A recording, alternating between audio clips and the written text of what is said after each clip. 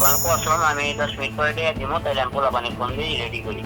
ভাই আমার কথা বলেন, আমরা এইসব গাড়ি নিয়ে টানা গাড়ি হিসাবে বিক্রি করি ভাই 25-30 হাজার টাকা ভাই। আমার চাই না ভাই মানুষের ক্ষতি করতে লেগে ভাই, বুঝলেন নাই?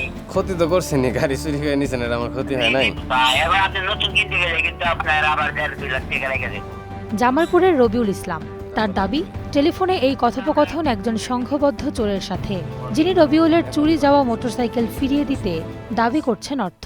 মোটরসাইকেল এই রাস্তার সাথে, আমার শ্বশুরবাড়ির বাসা হলো রাস্তার সাথে লাগানো, এখানেই আমি রাস্তায় গাড়ি রেখে আমি ভিতরে গেছি।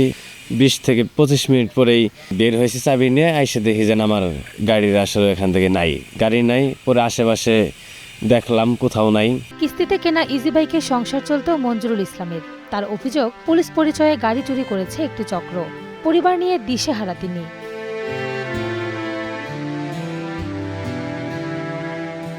আমার গাড়ি মুড়ে হাইরা ঘুমানে মোবাইল করতেছে, হ্যাঁ স্যার এই করে ফায়ার সার্ভিসের ওখানে আইলো। আর পরে ওখানে খারাপ লাগে, মনে হয় হ্যান্ডকাপ আছে, হ্যান্ডকাপটা যায় নিয়ে আসো। তারপরে তুমি যাও। আমি সামনে পরে আমার গাড়িটিকে আয়ে গেলাম, আয়ে দেখি যে আমার গাড়িও নাই, হেরাও নাই। আবার অন থেকে ঘুরা বাড়ি করে গাড়ি বুক রাইলাম, এরাও নাই।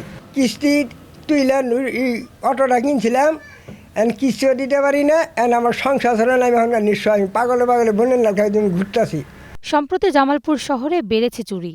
বাসাবাড়ি, ব্যবসা প্রতিষ্ঠান থেকে সড়ক, কোথাও যেন নিরাপদ নয় কেউ। বাড়ছে আতঙ্ক।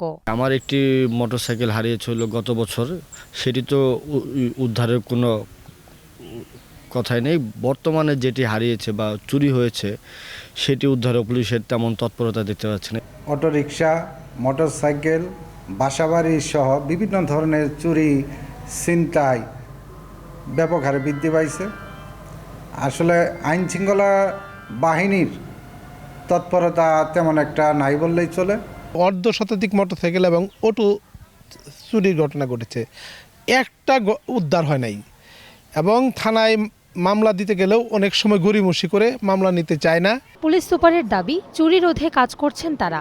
অভিযান চলছে অপরাধীদের গ্রেফতারে। ডিএসবি এবং ডিবিকে আমি কার্যকর ভূমিকা নেওয়ার জন্য বলেছি। তারা বিভিন্নভাবে তারা ডিসগাইজ হয়েতে, তাদেরকে আমরা গত 2 দিন ধরেই তাদেরকে বিভিন্ন ডিসগাইজ হয়েতে বিভিন্ন জায়গায় ছড়িয়ে ছিটিয়ে থেকে রেকি করার জন্য বলেছি, যাতে করে যারা এই ধরনের অভিনব পন্থা অবলম্বন করে বিশেষ করে এই অটো গাড়ি এবং মোটরসাইকেল চুরির সাথে লিপ্ত থাকে তাদেরকে আমরা ইনশাল্লাহ আইনের আওতায় আনবো। চলতি বছরের সেপ্টেম্বর পর্যন্ত জামালপুর সদর থানায় চুরির ঘটনায় মামলা হয়েছে 40টি। তবে স্থানীয়দের দাবি, চুরির ঘটনা আরও বেশি।